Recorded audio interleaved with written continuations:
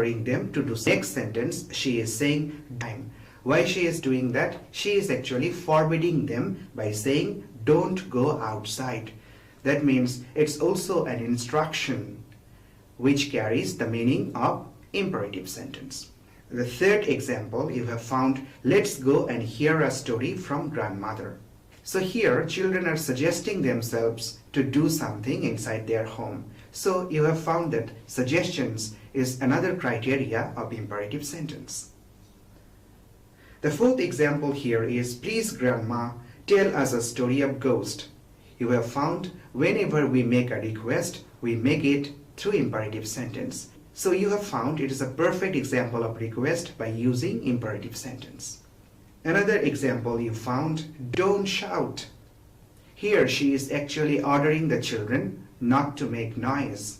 So giving an order also expresses the meaning of imperative sentence. Next example in the story, you will find that to show your attention, say yes. So taking response from somebody is also kind of instruction. So in imperative sentences, you will find lots of such kind of instructions. Well kids, remember what I told you? It's another kind of instruction and it falls. That's why this is imperative sentence. Open the door or I will break in. Here, using imperative sentence, the ghost is actually threatening the children. So from this story and the examples, we have found lots of expressions of imperative sentence. Now let's again see how imperative sentences are formed.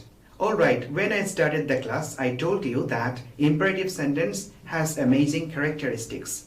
What is that? Imperative sentence actually don't take any kind of subject. It starts with the base form of the verb. That means whenever you request somebody to do something, whenever you prescribe to do something to someone, whenever you actually forbid someone not to do anything, you actually use the base form of the verb. For example, shut the door.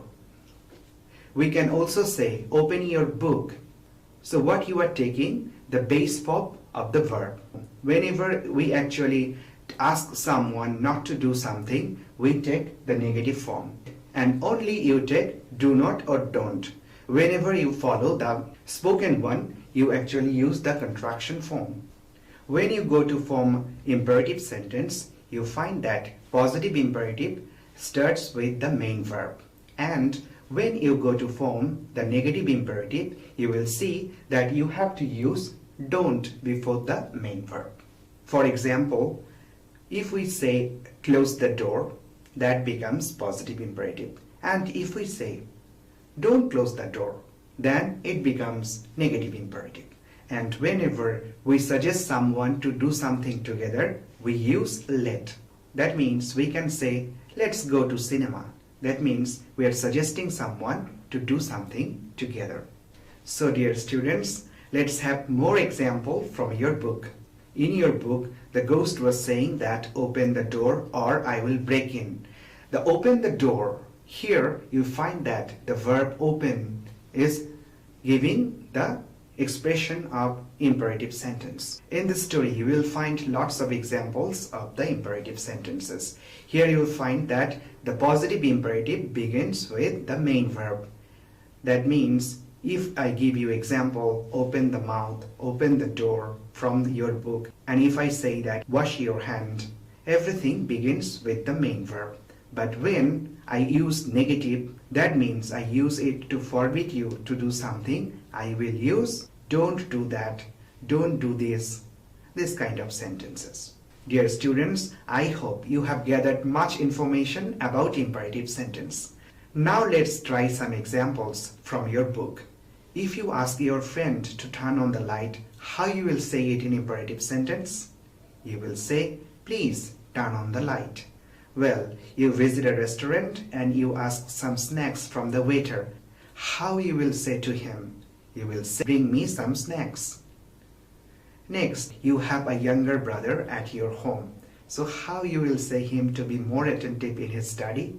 You will say, be more attentive to your study.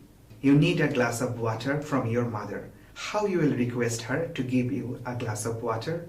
You will say, please give me a glass of water. You don't want your friend to say the matter to everyone. So how you will forbid him not to say this word to anyone? You will say, don't tell the matter to anyone. That means here you are using the negative form of the imperative sentence. Sometimes the students do not follow the teacher's advice. At that moment, teachers get angry. So how they express their feeling through imperative sentences? They just simply say, get out of the classroom.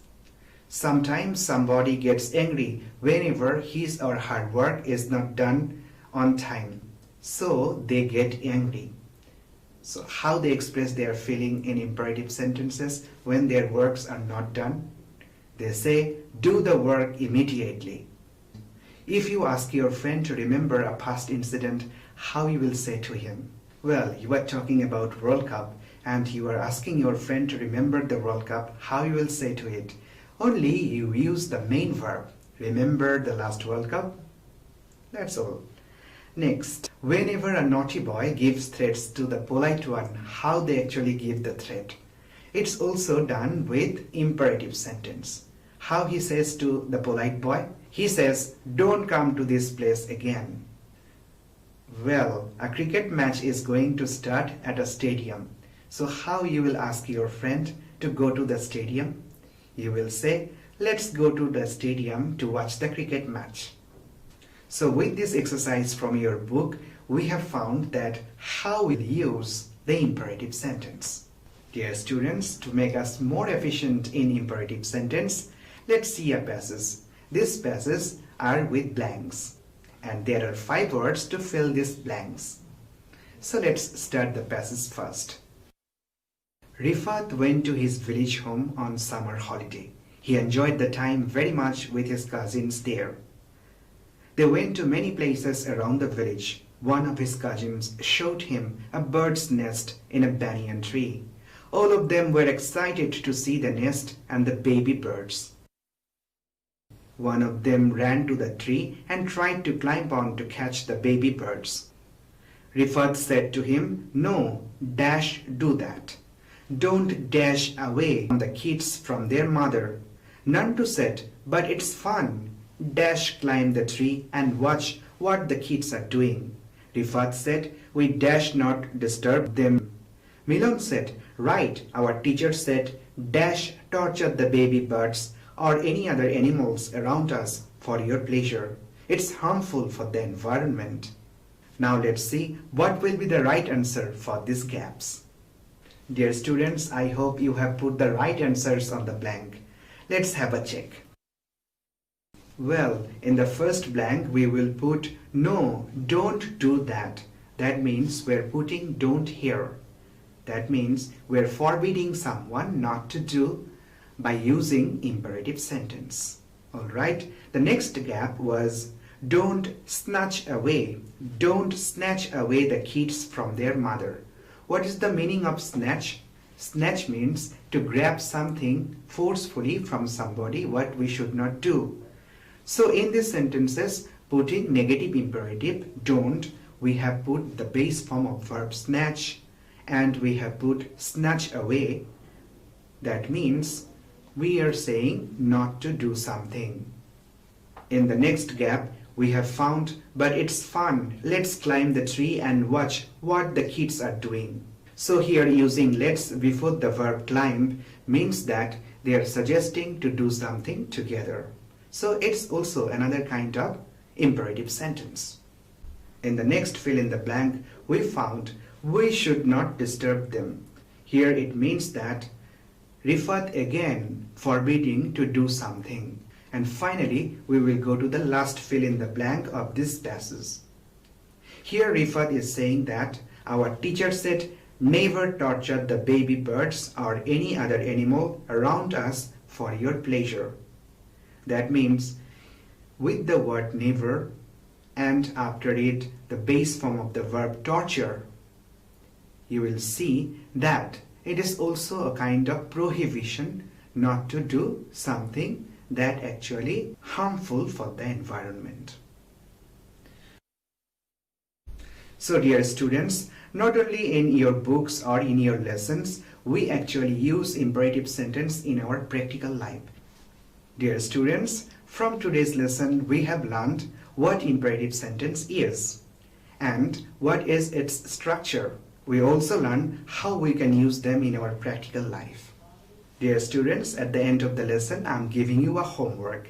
Your homework is, does your mother, father advise, forbid or request you to do something using imperative sentences? You have to write at least 10 sentences.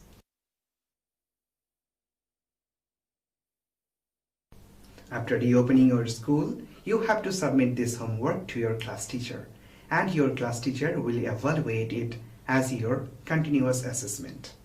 To watch this class again, please visit Amar Ghore Amar School at Facebook and YouTube page. Dear students, stay home, stay safe and follow the government instructions. Thank you very much.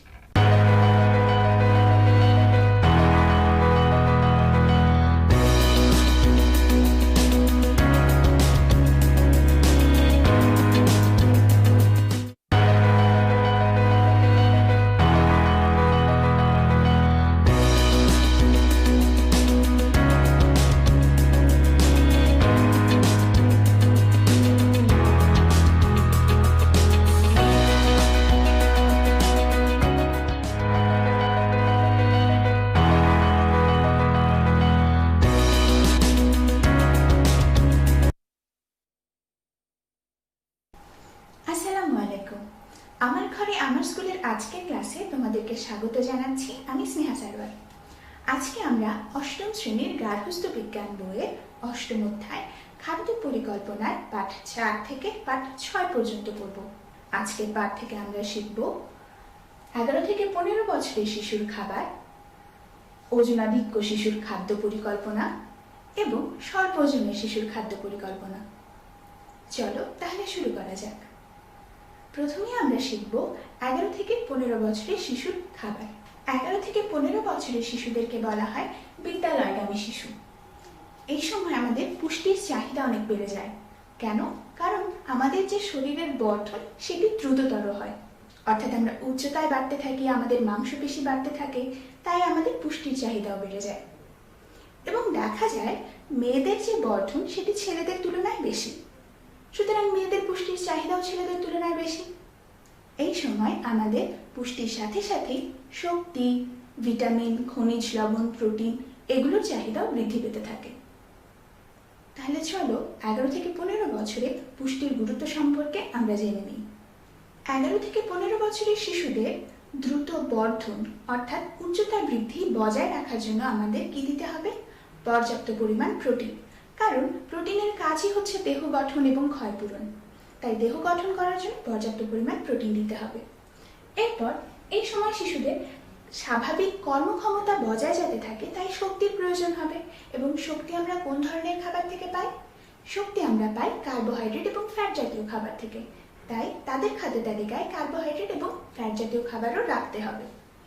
এরপর তাদের রোগ প্রতিরোধ ক্ষমতা যাতে স্বাভাবিকভাবে বৃদ্ধি পায় তাই তাদেরকে ভিটামিন এবং খনিজ লবণ দিতে হবে।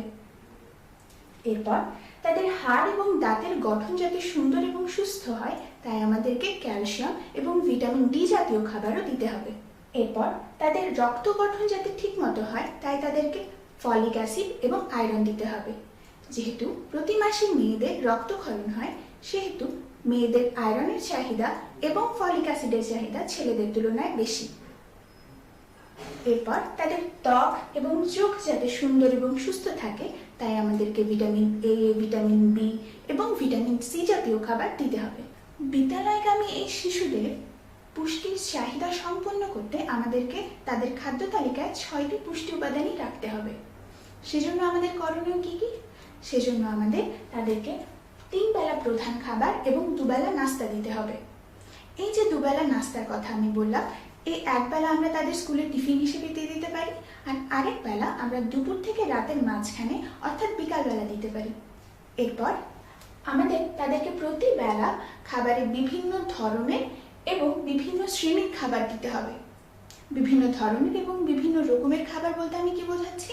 আমি বোঝাচ্ছি তাদেরকে শস্য জাতীয়, প্রোটিন জাতীয়, ভিটামিন, খনিজ লবণ সমৃদ্ধ বিভিন্ন ধরনের খাবার দিতে হবে। এরপর তাদেরকে প্রতিদিন উদ্ভিজ্জ এবং প্রাণীজ 2 ধরনের প্রোটিন খেতে দিতে হবে। অর্থাৎ আমি যদি তাদেরকে প্রোটিনের উৎস হিসেবে শুধুমাত্র ডাল খেতে দিই তাহলে হবে না, তাদেরকে অন্তত এক বেলা প্রাণীজ প্রোটিন অর্থাৎ মাছ, মাংস, ডিম ইত্যাদি দিতে হবে। এরপর তাদেরকে প্রত্যেকদিন মৌসুমী এবং রঙিন ফলমূল এবং শাকসবজি দিতে হবে এবং অন্তত একটি টক জাতীয় ফল দিতে হবে। এরপর তাদেরকে পর্যাপ্ত পরিমাণে তরল খাবার দিতে হবে। এরপর তাদেরকে মিষ্টি এবং তেলে ভাজা খাবার গ্রহণের ক্ষেত্রে সচেতন করতে হবে, কারণ তারা যদি মিষ্টি এবং তেলে ভাজা খাবার প্রয়োজনের চেয়ে বেশি গ্রহণ করে তাহলে তাদের দেহের ওজন অত্যাধিক পরিমাণে বেড়ে যাবে এবং ওজন বেড়ে গেলে তাদের রোগ প্রতিরোধ ক্ষমতা কমে যাবে এবং তাদের বিভিন্ন ধরনের রোগাক্রান্ত হওয়ার ঝুঁকি বেড়ে যাবে। চলো আমরা এবার 11 থেকে 15 বছর বয়সী শিশুদের একটা নমুনা খাদ্য তালিকা দেখে নিই। এই খাদ্য তালিকার প্রথমে আছে শস্য বা শস্য জাতীয় খাবার। শস্য বা শস্য জাতীয় খাবারের এক পরিবেশন মানে কি? এক পরিবেশন মানে হাফ কাপ ভাত হতে পারে, একটা রুটি হতে পারে, একটা পাউরুটি হতে পারে। ছেলেদের ক্ষেত্রে পরিবেশন সংখ্যা হবে 8 থেকে 9 এবং মেয়েদের ক্ষেত্রে 6 থেকে 8। অর্থাৎ ধরো আমার জন্য পরিবেশন সংখ্যা হলো 6, সেক্ষেত্রে আমি যদি 3 কাপ ভাত খাই সেক্ষেত্রে আমার শস্য এবং শস্য জাতীয় খাবারের যে চাহিদা ছিল সেটি মিটে যাবে।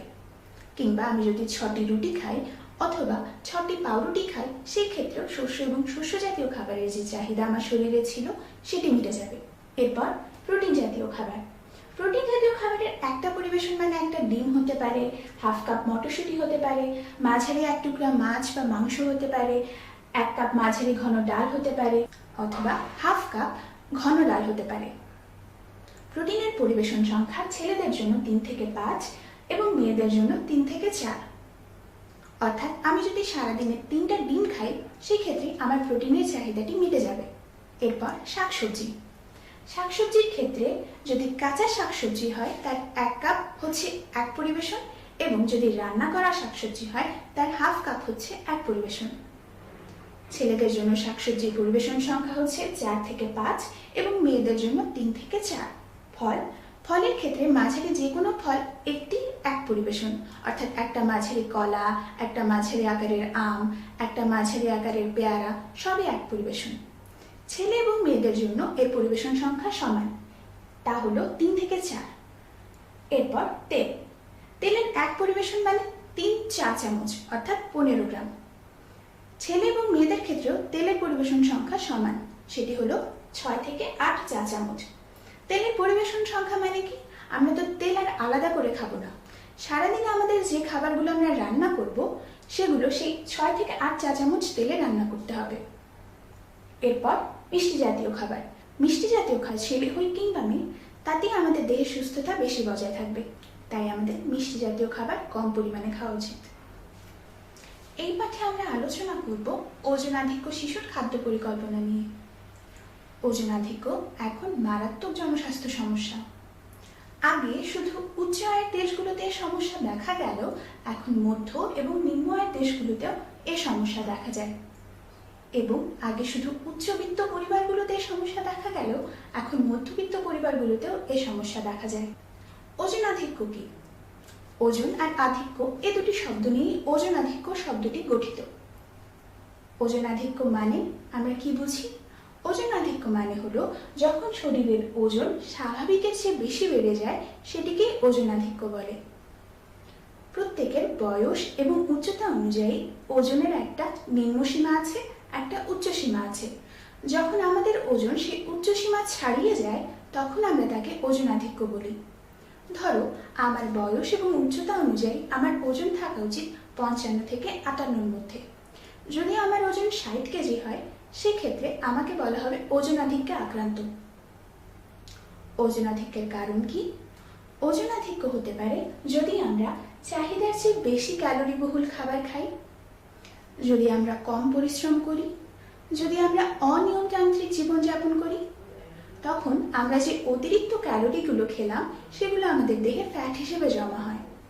যখন আমাদের দেহে বেশি ফ্যাট জমে যায় তখন আমাদের ওজন বেড়ে যায়। এবং তখন আমরা ধীরে ধীরে অসংক্রামক যে রোগগুলো আছে সেগুলোতে আক্রান্ত হতে থাকি এবং আমাদের জীবনের ঝুঁকিও বেড়ে যায়। চলো আমরা এবার শরীরের ওজন যদি স্বাভাবিকের চেয়ে বেড়ে যায় তবে কি কি সমস্যা হতে পারে তা জেনে নিই। ওজনাধিক্যের কুফলগুলো কি কি? ওজন যদি স্বাভাবিকের চেয়ে বেড়ে যায় সেই ক্ষেত্রে আমাদের অসংক্রামক যে রোগগুলো আছে সেগুলোর ঝুঁকি বেড়ে যাবে। অসংক্রামক মানে হচ্ছে যেই রোগগুলো আমার থেকে আমার পাশের জনের কাছে ছড়াবে না। সেগুলো কি কি? সেগুলো হতে পারে ডায়াবেটিস, উচ্চ রক্তচাপ, হৃদরোগ, ক্যান্সার, পিত্তথলিতে পাথর ইত্যাদি। এইসব অসংক্রামক রোগের ঝুঁকি যখন আমাদের ওজন বেড়ে যাবে তখন তার ঝুঁকিও বেড়ে যাবে। এরপর আয়ু কমে যায় এবং শিশুর ওজন যদি স্বাভাবিকের তুলনায় বেশি হয় সেই ক্ষেত্রে তাদের এই অসংক্রামক রোগে আক্রান্ত হওয়ার প্রবণতাও বেড়ে যায়। তাই আমাদের শিশুর ওজন স্বাভাবিক সীমারেখার মধ্যে রাখতে হবে। যে সকল শিশুর ওজন স্বাভাবিকের চেয়ে বেশি তাদের খাদ্য তালিকা আমাদের কিভাবে পরিকল্পনা করতে হবে চলো তাহলে জেনে নিই। প্রথমেই তাদের খাদ্য তালিকায় শস্য এবং শস্য জাতীয় যেসব খাবার আছে সেগুলো কম পরিমাণে রাখতে হবে, অর্থাৎ ভাত এবং রুটি স্বল্প পরিমাণে খেতে দিতে হবে এবং কখনোই ভাত কিংবা রুটির পরিবর্তে পোলাও খেতে দেওয়া যাবে না, কারণ পোলাও, খিচুড়ি এগুলোতে তেল বা ঘি ব্যবহার করা হয়। তেল বা ঘি বেশি ক্যালোরি সম্পন্ন, তাই এগুলো শিশুর ওজন আরও বাড়িয়ে ফেলে। তাই শস্য জাতীয় খাবার রাখলেও ভাত, জিরা ইত্যাদি রাখতে হবে। এরপর তাদেরকে প্রতিদিন মৌসুমী ফলমূল, শাকসবজি খেতে দিতে হবে এবং অবশ্যই একটা টক ফল খেতে দিতে হবে। এগুলো বেশি পরিমাণে খাওয়া যাবে। এরপর তাদের প্রোটিনের চাহিদা মেটাতে মাছ, মাংস, ডিম, ডাল ইত্যাদি পর্যাপ্ত পরিমাণে দিতে হবে। এরপর শিশুদের খাদ্য তালিকায় দুধ রাখা প্রয়োজনীয়, তবে তাদেরকে দুধ খেতে দিতে হবে চিনি কিংবা গুড় ছাড়া। চিনি কিংবা গুড় শিশুদের ওজন প্রয়োজনের চেয়ে বেশি বাড়িয়ে ফেলে। এরপর নাস্তা হিসেবে তাদেরকে কম ক্যালোরিযুক্ত খাবার দিতে হবে। তাদেরকে ডুবো তেলে ভাজা খাবার দেওয়া যাবে না, বেকারির খাবার দেওয়া যাবে না, বিভিন্ন ধরনের সফট ড্রিঙ্কস খেতে দেওয়া যাবে না। তাদেরকে মৌসুমী ফলমূল কিংবা শাকসবজি দেওয়া যেতে পারে। ওজন কমানোর জন্য শিশুর জন্য আমরা যেসব খাবার রান্না করব, অর্থাৎ ডিম, ডাল, মাছ, মাংস, শাকসবজি এগুলোতে কম তেল ব্যবহার করতে হবে। এরপর ক্ষুধা লাগলে তাকে প্যাকেটজাত খাবার না দিয়ে বিভিন্ন ধরনের মৌসুমী ফলমূল দিতে হবে। এরপর তার যখন তৃষ্ণা পাবে, তৃষ্ণা মেটাতে তাকে সফট ড্রিঙ্কস খেতে দেওয়া যাবে না, বরং তাকে বিভিন্ন ফলের রস খেতে দেওয়া যেতে পারে, ডাবের পানি কিংবা পর্যাপ্ত পরিমাণে পানি খেতে দেওয়া যেতে পারে। এরপর তার যে অতিরিক্ত ওজন আছে তা যাতে নিয়ন্ত্রণে আসে তাই তাকে পরিশ্রম করাতে হবে, খেলাধুলায় আগ্রহী করতে হবে এবং নিয়ম এগুলো মেনে চলতে পারি, তবে শিশুর ওজন সহজেই নিয়ন্ত্রণে নিয়ে আসতে পারব। এবার আমরা পড়ব স্বল্প ওজনের শিশুদের খাদ্য পরিকল্পনা নিয়ে। ওজন বেশি থাকা যেমন একটি সমস্যা, স্বাভাবিকের চেয়ে ওজন কম থাকাও একটি সমস্যা। ওজন বেশি থাকা যেমন একটি সমস্যা, স্বাভাবিকের চেয়ে ওজন কম থাকাও একটি সমস্যা। ওজন যখন স্বাভাবিকের চেয়ে কমে চলে যায় আমরা সেই অবস্থাকে বলবো স্বল্প। আমি জানি ওজনের একটি স্বাভাবিক নিম্নসীমা এবং উচ্চসীমা আছে। যখন আমাদের ওজন নিম্নসীমার নিচে চলে যায় তখন আমরা সেটাকে স্বল্প ওজন বলবো।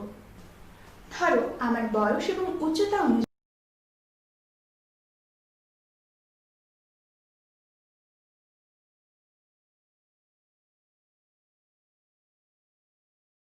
আমার ওজন থাকা উচিত 55।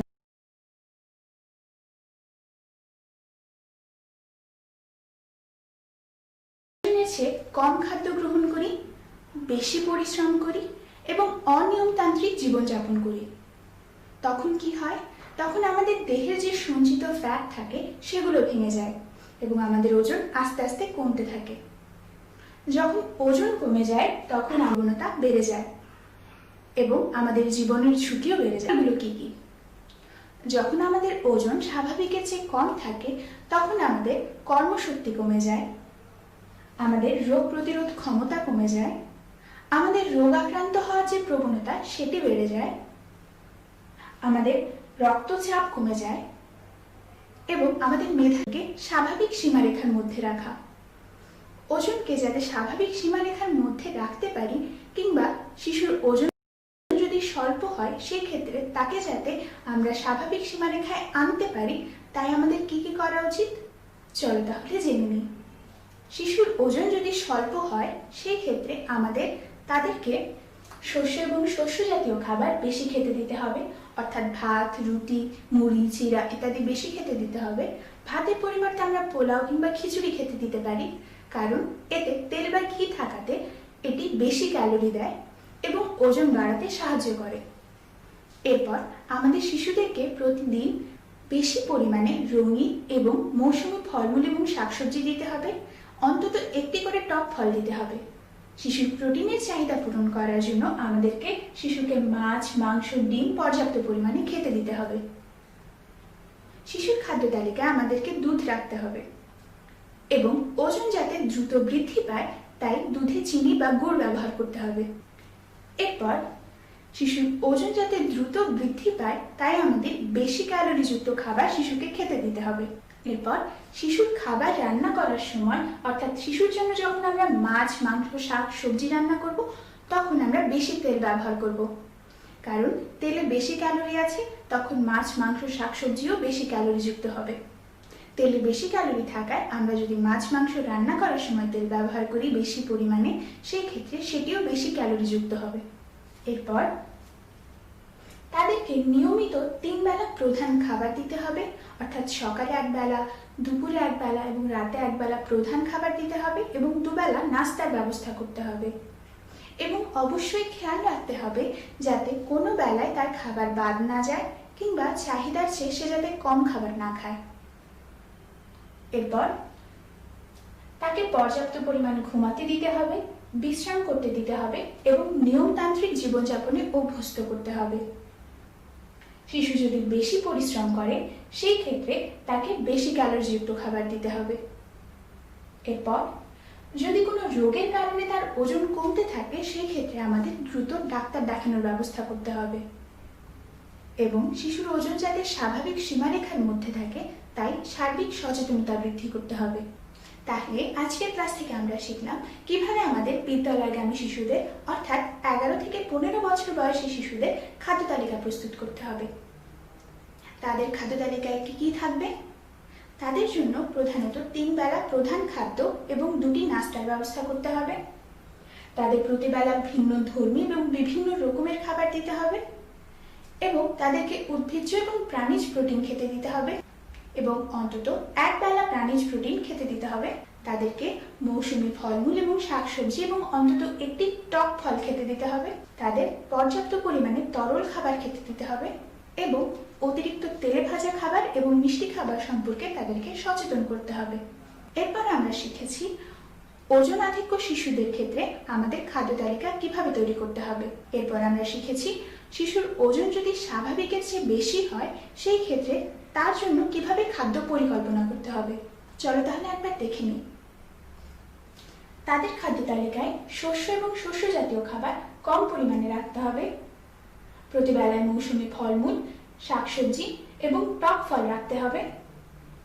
প্রোটিন হিসেবে মাছ, মাংস, ডিম ইত্যাদি পর্যাপ্ত পরিমাণে রাখতে হবে। শিশুর খাদ্য তালিকায় দুধ থাকবে, তবে চিনি কিংবা গুড় ছাড়া তাদেরকে দুধ খেতে দিতে হবে। এরপর তাদের ওজন যাতে দ্রুত বৃদ্ধি না পায় সেই ক্ষেত্রে কম ক্যালোরিযুক্ত খাবার দিতে হবে। তাদের জন্য মাছ, মাংস, শাকসবজি ইত্যাদি রান্না করার সময় কম তেলে রান্না করতে হবে। মৌসুমী ফলমূল দেওয়া যেতে পারে এবং তাদের তৃষ্ণা মেটানোর জন্য ফলের রস, ডাবের পানি ইত্যাদি দেওয়া যেতে পারে, তবে সফট ড্রিঙ্কস দেওয়া যাবে না। এবং তাদের মধ্যে নিয়মিত পরিশ্রম এবং খেলাধুলা করার অভ্যাস গড়ে তুলতে হবে, তাহলে শিশুর ওজন স্বাভাবিক সীমারেখার মধ্যে চলে আসবে। এরপর আমরা শিখেছি শিশুর ওজন যদি স্বাভাবিকের চেয়ে কম হয় সেই ক্ষেত্রে আমরা কিভাবে তার খাদ্য পরিকল্পনা করব। চলো তাহলে একবার দেখে নিই। যদি তাদের ওজন স্বাভাবিকের চেয়ে কম হয় তবে শস্য বা শস্য জাতীয় খাবার তাদেরকে বেশি পরিমাণে খেতে দিতে হবে। মৌসুমী ও রঙিন ফলমূল, শাকসবজি এবং টক জাতীয় ফল বেশি পরিমাণে খেতে দিতে হবে। প্রোটিনের চাহিদা মেটানোর জন্য মাছ, মাংস, ডিম, ডাল ইত্যাদি পর্যাপ্ত পরিমাণে রাখতে হবে। শিশুর খাদ্য তালিকায় দুধ থাকবে, তবে এ জাতীয় শিশু যাদের ওজন কম তাদেরকে চিনি এবং গুড় সহ দুধ দেওয়া যাবে। এরপর দ্রুত ওজন বৃদ্ধির জন্য তাদেরকে নাস্তা হিসেবে বেশি ক্যালোরিযুক্ত খাবার দিতে হবে। এরপর বেশি তেল দিয়ে তাদের জন্য মাছ, মাংস, শাকসবজি এগুলো রান্না করতে হবে, যাতে তাদের ওজন দ্রুত বৃদ্ধি পায়।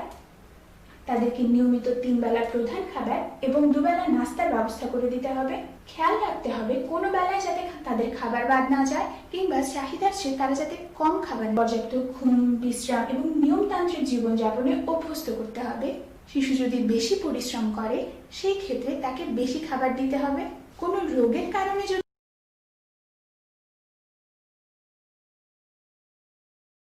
সীমারেখার মধ্যে থাকে, তাই সার্বিক সচেতনতা বৃদ্ধি করতে হবে। আমরা যদি এই পরিকল্পনাগুলো মেনে চলি, সেই ক্ষেত্রে স্বাভাবিক এবং সুস্থ জীবনযাপনে আমরা অভ্যস্ত হতে পারবো। আশা করি তোমরা আজকের ক্লাসটি বুঝতে পেরেছ।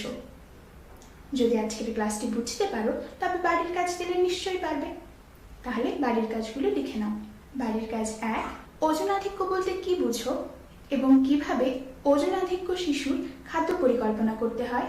বাড়ির কাজ 2, স্বল্প ওজন বলতে কি বোঝো এবং স্বল্প ওজনের শিশুদের জন্য কিভাবে খাদ্য পরিকল্পনা করতে হয়। স্কুল খোলা হলে তোমরা বাড়ির কাজগুলো তোমাদের শ্রেণী শিক্ষকের কাছে জমা দেবে। সুস্থ থাকো, ভালো থাকো, সরকারি নির্দেশনা মেনে ঘরে অবস্থান করো এবং স্বাস্থ্যবিধি মেনে চলো। আজকের ক্লাসটি তোমরা যদি পুনরায় দেখতে চাও, তবে আমার ঘরে আমার স্কুলের ফেসবুক পেজ কিংবা ইউটিউব চ্যানেলে দেখতে পারো। ধন্যবাদ।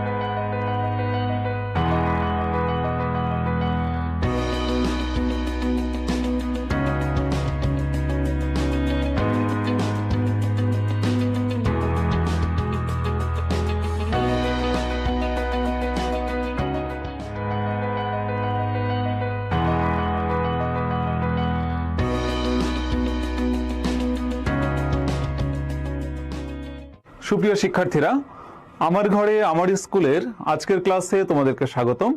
শিক্ষার্থীরা, আজকে আমরা বাংলা দ্বিতীয় পত্রের বিরোচন অংশের প্রবন্ধ রচনা নিয়ে আমরা আলোচনা করব। শিক্ষার্থীরা, আজকের ক্লাসের শিক্ষণফল আমরা একটু দেখে নিই। প্রবন্ধের সংজ্ঞা ও কাঠামো সম্পর্কে ধারণা লাভ করবে এবং বিভিন্ন বিষয়ে প্রবন্ধ লিখতে শিখবে বা পারবে।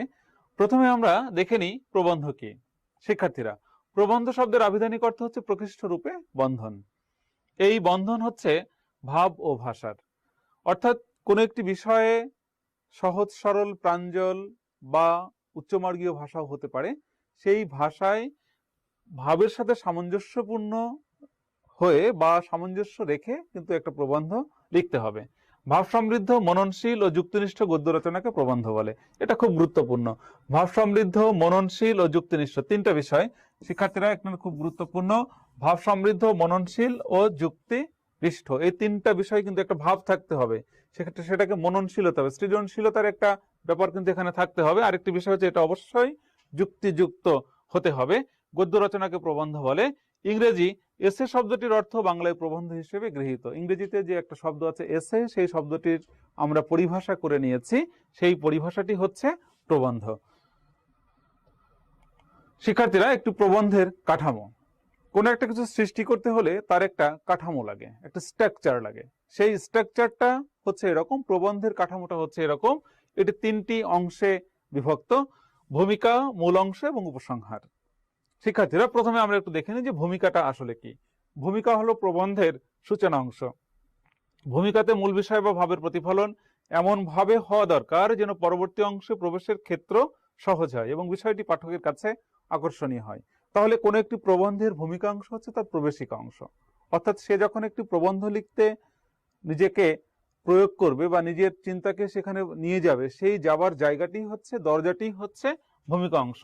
অর্থাৎ ভূমিকা অংশটি ঠিক সেরকমই হতে হবে যেন খুব সহজেই সাবলীলভাবে একজন পাঠক মূল অংশে ঢুকে যেতে পারেন। এরপর দ্বিতীয় বিষয়টি হচ্ছে মূল অংশ। মূল অংশে রয়েছে ভূমিকার পরে শুরু হয় প্রবন্ধের মূল অংশের অবতারণা। মূল অংশে থাকে প্রবন্ধের মূল বক্তব্য বা মূল আলোচনা। মূল বক্তব্য পরিবেশনের ক্ষেত্রে বিষয়টি সহজ, সুন্দর ও প্রাঞ্জলভাবে উপস্থাপন করতে হবে। প্রয়োজনে ছোট ছোট উপশিরোনামে ভাগ করে মূল অংশের অবয়ব নির্মাণ করতে হবে। মূল অংশ শিক্ষার্থীরা, এটা সবসময় যে একটি বিষয় হতে হবে, একটি অখণ্ড বিষয় হতে হবে মোটেই কিন্তু তা না। এখানে কি হতে পারে, অনেক ছোট ছোট উপশিরোনামে কিন্তু এটা বিভক্ত করে আমরা একটা প্রবন্ধ রচনা করতে পারি। শিক্ষার্থীরা, শেষ অংশটি হচ্ছে উপসংহার, অর্থাৎ একটি প্রবন্ধের যে কাঠামো বা যে স্ট্রাকচার, তার সর্বশেষ বিষয়টি হচ্ছে উপসংহার বা শেষ মন্তব্য। উপসংহার প্রবন্ধের সর্বশেষ অংশ। এই অংশটি ভূমিকার মধ্যে গুরুত্বপূর্ণ। প্রবন্ধের ভূমিকাতে যে কথা বলা হবে, উপসংহারে সে কথারই মূল্যায়নধর্মী একটি সমাপ্তি টানতে হবে। প্রবন্ধ লিখতে হলে যে যে বিষয়ের প্রতি লক্ষ্য রাখতে হবে, সেই বিষয় সম্পর্কে আমরা একটু দেখে নিই। প্রবন্ধ রচনার জন্য প্রদত্ত বিষয়টি সম্পর্কে ভালোভাবে ভেবে একটু স্বচ্ছ ধারণা তৈরি করতে হবে। হ্যাঁ শিক্ষার্থীরা, যে বিষয় নিয়ে আমরা প্রবন্ধ লিখব, সেই প্রবন্ধ লেখার আগে কিন্তু সেই বিষয় সম্পর্কে আমাকে একটা পরিপূর্ণ একটা স্বচ্ছ ধারণা কিন্তু আগে আমাকে ধারণ করতে হবে। সম্পূর্ণ রচনার জন্য মনে মনে একটি নকশাও সাজিয়ে নিতে হবে। হ্যাঁ শিক্ষার্থীরা, সেটার একটা নকশা, একটা ডিজাইন বা একটা স্ট্রাকচার কেমন হবে, সেই বিষয় সম্পর্কে কিন্তু একটা পরিষ্কার ধারণা আমাকে আগে থেকেই গ্রহণ করতে হবে। প্রবন্ধের বিষয় অনুযায়ী তথ্য ও তত্ত্বের ব্যবহার করতে হবে। প্রবন্ধের বিষয় ও ভাব অনুযায়ী ভাষা ব্যবহার করতে হবে। প্রবন্ধটি আসলে কোন বিষয় নিয়ে লিখছি, সেই বিষয়ের সাথে সাদুর্যপূর্ণ, সামঞ্জস্যপূর্ণ একটা ভাষাও আমাকে ব্যবহার করতে হবে। বাক্যের শুদ্ধতা ও বানান সম্পর্কে সচেতন থাকতে হবে, যেটা অত্যন্ত গুরুত্বপূর্ণ বিষয়। বানানের বিশুদ্ধতা এবং উপযুক্ত বাক্য আমাদেরকে গঠন করতে হবে, উন্নত মানের বাক্য আমাদেরকে গঠন করতে হবে। এখানে আমি একটা বিষয় শিক্ষার্থীদেরকে সবসময় বলে থাকি যে অযথা জটিল বাক্য বা যৌগিক বাক্য আমরা নির্মাণ করব না। আমরা সবসময় চেষ্টা করব বাক্যটি যেন সরল বাক্য হয়। ছোট ছোট সরল বাক্যে তোমরা একটি প্রবন্ধ বা যে কোনো প্রশ্নের উত্তর তোমরা লিখবে। সাধু ও চলিত রীতির মিশ্রণ অবশ্যই বর্জন করতে হবে। সাধু ও চলিত রীতির মিশ্রণ বর্জনীয়। একটা প্রশ্নের পেপারের শুরুতেই কিন্তু কথাটি লেখা থাকে। এটা হলে গুরুচণ্ডালী দোষে দুষ্ট হয় এবং এটা একটা ভয়ঙ্কর একটা বিপত্তি কিন্তু ডেকে নিয়ে আসবে। আকার আকৃতি সম্পর্কে একটা স্বচ্ছ ধারণা থাকতে হবে বা আকার আকৃতি যথাযথ হতে হবে। আমরা এ পর্যায়ে একটা নমুনা দেখি। প্রথমে আমরা দেখছি বাংলাদেশের ষড়ঋতু। ষড়ঋতুর রঙ্গশালা হচ্ছে আমাদের বাংলাদেশ। সেই যে ষড়ঋতু, গ্রীষ্ম, বর্ষা, শরৎ, হেমন্ত, শীত, বসন্ত, এই 6টি বিষয়। তো সেই 6টি ঋতু নিয়ে আমাদের একটি প্রবন্ধ লিখতে বলা হচ্ছে। শিক্ষার্থীরা, প্রথমেই হচ্ছে সূচনা বা ভূমিকা অংশ। কেমন হবে সেটা বলা হচ্ছে। এটা একটি প্রবন্ধের প্রবেশিকা বা এটার মধ্য দিয়ে কিন্তু একটা রচনাতে বা একটা প্রবন্ধে আমরা প্রবেশ করব। সেটা কেমন? বাংলাদেশ ষড়ঋতু বৈচিত্র্যের দেশ। এখানে এক এক ঋতুর এক এক রূপ। ঋতুতে ঋতুতে এখানে চলে সাজ বদলের পালা। নতুন নতুন রং রেখায় প্রকৃতি আলপনা আঁকে মাটির বুকে, আকাশের গায়ে, মানুষের মনে। তাই ঋতু বদলের সাথে সাথে এখানে জীবনেরও রং বদল হয়। সে কারণেই বুঝি কবি রবীন্দ্রনাথ ঠাকুরের কণ্ঠে ধ্বনিত হয়, জগতের মাঝে কত বিচিত্র তুমি হে, তুমি বিচিত্র রূপিণী।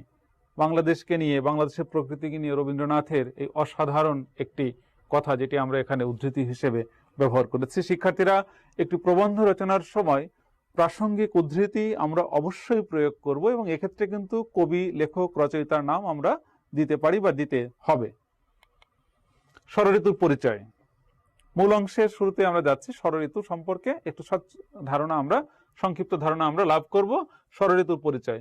পৃথিবীর অধিকাংশ দেশে ঋতুর সংখ্যা 4টি হলেও বাংলাদেশের ঋতুর সংখ্যা 6টি বা বাংলাদেশ ষড়ঋতুর দেশ। এখানে প্রতি 2 মাস অন্তর একটি একটি নতুন ঋতুর আবির্ভাব ঘটে। ঋতুগুলো হচ্ছে গ্রীষ্ম, বর্ষা, শরৎ, হেমন্ত, শীত ও বসন্ত। এরা চক্রাকারে আবর্তিত হয় আর প্রত্যেক ঋতুর আবির্ভাবে বাংলাদেশের প্রকৃতি, রূপ ও সৌন্দর্য বৈচিত্র্যময় হয়ে ওঠে।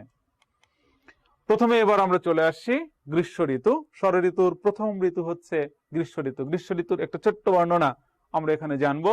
কি বলা হচ্ছে? ঋতুচক্রের শুরুতেই আসে গ্রীষ্ম। বৈশাখ জ্যৈষ্ঠ এই 2 মাস হচ্ছে গ্রীষ্মকাল। কি হচ্ছে? আগুনের মশাল হাতে মাঠঘাট পোড়াতে পোড়াতে গ্রীষ্মরাজের আগমন। তখন আকাশ বাতাস ধুলায় ধূসরিত হয়ে ওঠে। প্রকৃতির শ্যামল স্নিগ্ধ রূপ হারিয়ে যায়। খাল বিল নদী নালা শুকিয়ে যায়। অসহ্য গরমে প্রাণীকুল একটু শীতল পানীয় ছায়ার জন্য কাতর হয়ে পড়ে। তার মানে বোঝা যাচ্ছে খুব রুক্ষ, শুষ্ক। এবং প্রকৃতিতে কি বলা হচ্ছে? আগুনের মশাল হাতে, মানে তাপমাত্রা এত বেশি থাকে গ্রীষ্মকালে, যেটাকে তুলনা করা হচ্ছে আগুনের মশাল হাতে যেন গ্রীষ্মরাজের আগমন হয়। এরই মধ্যে কখনো হঠাৎ শুরু হয় কালবৈশাখী, দুরন্ত তাণ্ডব, ভেঙে চুরে সবকিছু তছনছ করে দিয়ে যায়। তবে গ্রীষ্ম শুধু পোড়ায় না, অকৃপণ হাতে দানও করে আম, জাম, জামরুল, লিচু, তরমুজ ও নারকেলের মতো অমৃত ফল। হ্যাঁ শিক্ষার্থীরা, প্রত্যেকটি বিষয়েরই একটি ইতিবাচক দিক যেমন থাকে, তার নেতিবাচক দিকও থাকে। তো এখানে গ্রীষ্ম ঋতুর নেতিবাচক দিক সম্পর্কে আমরা আগে বলেছি, ইতিবাচক দিক সম্পর্কে আমরা পরে বলছি। নানা রকম সুস্বাদু যে ফলগুলো আছে, যেমন আম, জাম, জামরুল, লিচু, তরমুজ, এগুলো কিন্তু গ্রীষ্মকালীন ফল। এরপর দ্বিতীয় ঋতু বর্ষা। গ্রীষ্মের পরে মহাসমারোহে বর্ষা আসে। আষাঢ় শ্রাবণ এই 2 মাস বর্ষাকাল। দিগ্বিজয়ী যোদ্ধার বেশে বর্ষার আবির্ভাব। মেঘের গুরুগম্ভীর গর্জনে প্রকৃতি থেমে থেমে শিউরে ওঠে। শুরু হয় মুষলধারায় বৃষ্টি। মাঠঘাট পানিতে পরিপূর্ণ হয়ে যায়। প্রকৃতিতে দেখা দেয় মনোরম সজীবতা। অর্থাৎ গ্রীষ্মকালীন যে রুক্ষতা, সেটা কিন্তু আস্তে আস্তে আস্তে আস্তে দূর হতে থাকে এবং প্রকৃতি সজীব হতে থাকে।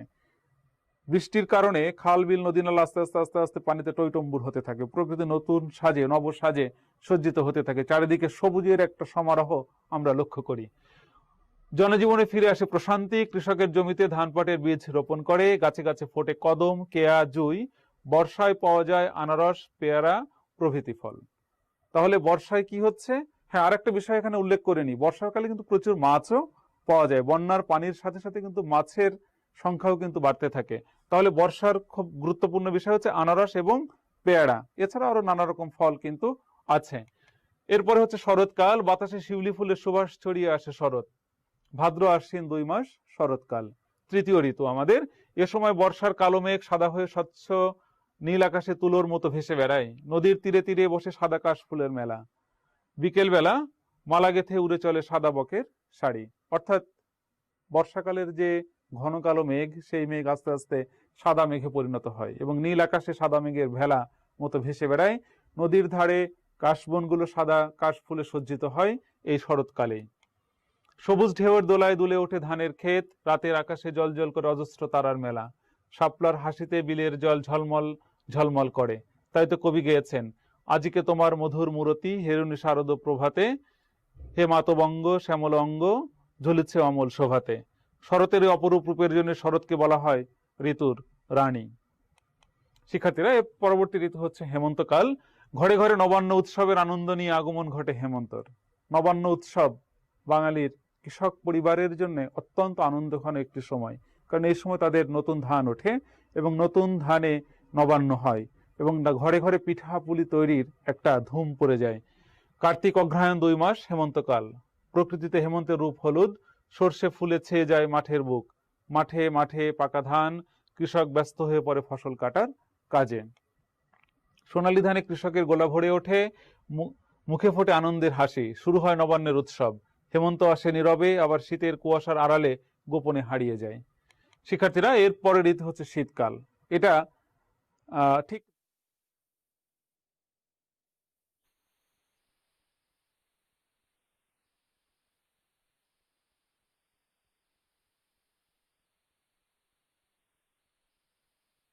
Allah